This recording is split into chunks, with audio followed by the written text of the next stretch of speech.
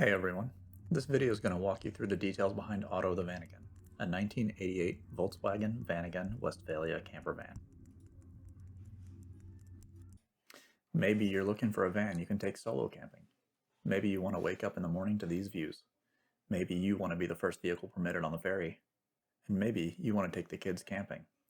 Otto does all these things and has always done so without complaint and gotten us home afterwards. Stick around to learn much more. Starting with an exterior walk-around, let's get into Otto's background.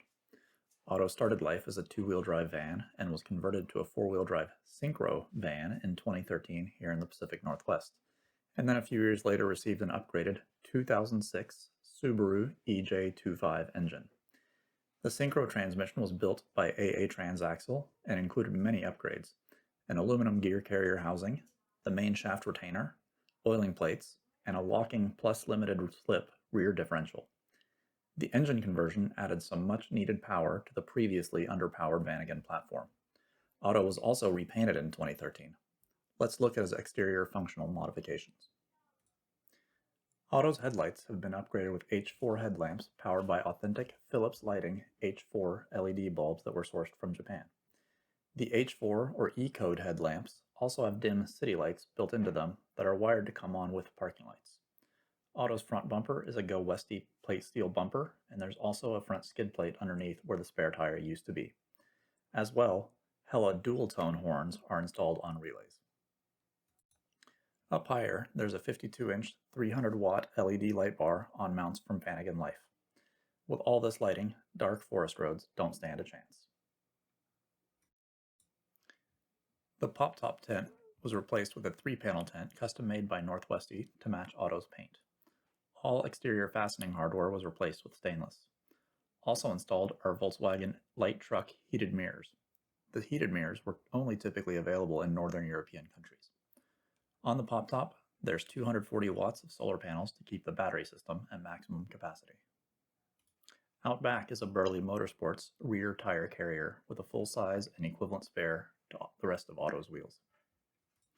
Speaking of wheels, Otto rolls on Mercedes CLK alloy wheels painted a gloss black, and these are wrapped in BF Goodrich ATKO tires that are appropriately load rated for Otto's weight. Otto has functional rock sliders made by Das Mule and a modified ARB bumper and hitch. Also included is a Vanagon Life VOW window with mounting positions for max tracks, traction boards, and a high lift jack. The last major exterior component is an ARB 2500mm awning affixed to the passenger side and an accompanying ARB deluxe room attachment. This allows you to have 60 additional square feet of screened or walled-off camping space when you need it.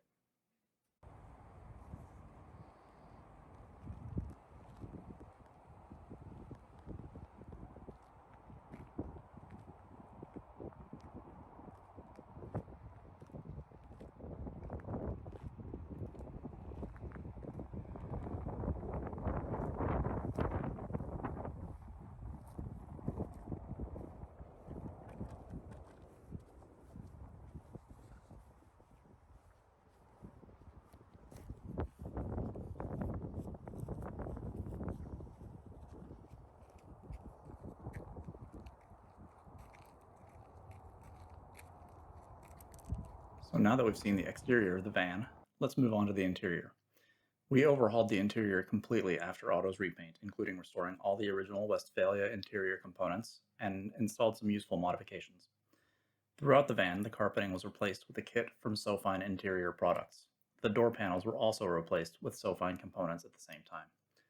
While the panels were off, I installed sound deadening materials and Reflectix insulation throughout every body cavity. The original Westfalia curtains were restored, and we installed rear seat headrests using parts from Volkswagen's Classic Parts division. I was fortunate to acquire a Volkswagen South African leather steering wheel and installed it to replace the hard vinyl plastic steering wheel that came stock with the van. The Volkswagen seats were replaced with Recaro Specialist M seats in an Avis gray color pattern on both the passenger and driver side. Both include armrests. The original seat swiveling capability of the camper remains. Between the front seats is a Vanagon Life locking center console with a hidden battery disconnect switch mounted inside. The electrical system has been completely built from scratch.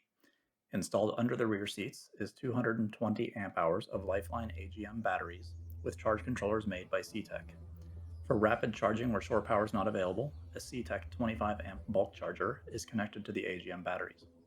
The batteries power a truck fridge TF49 AC/DC refrigerator that can keep your ice cream frozen on the hottest of days, and there's dimmable interior lights for nighttime, and a Bulbasto Airtop 2000 STC gasoline furnace to stay warm while camping in cooler climates. We also have a set of Reflectix window covers to keep the cabin extra warm on freezing nights. Finally, there's a Kenwood TM D710GA 2-meter 70cm amateur radio installed with an antenna mounted on the roof. For those not interested in ham radio, this could be replaced with a GMRS or CB system if you were so inclined. The pop top opens up and provides sleeping space for 2 adults up top, and the lower seat folds down to make a bed for 2 adults down low.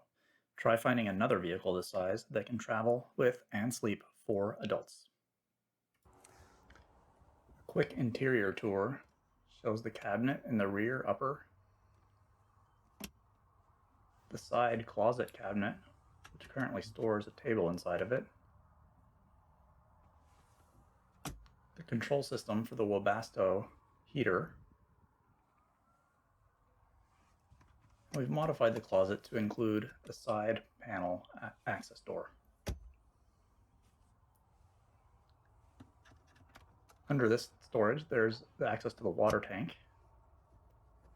And if we swing this table arm out of the way, there's another cabinet.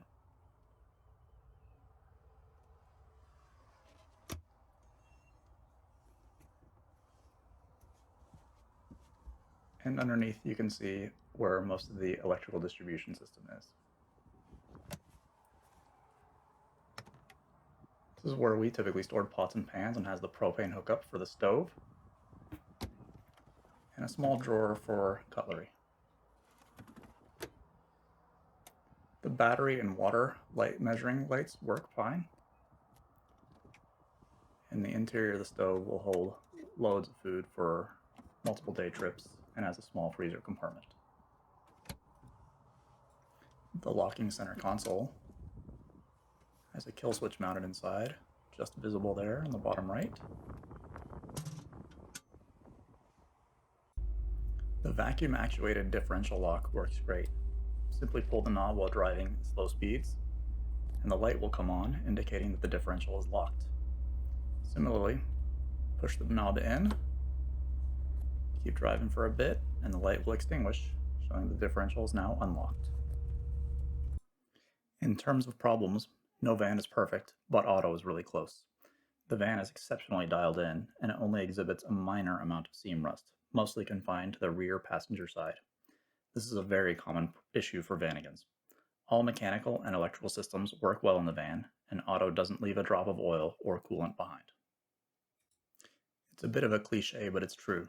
Selling this van is not something our family ever imagined that we would do. He's taken us across the entire Pacific Northwest, and we've got many fond memories of camping with him. If you're new to Volkswagens, one common thing is that people will come up to you everywhere you go and tell you the story about how they learned to drive in a Beetle or camp with their family in a bay window bus. And I'm glad that our 7-year-old has now had this experience too.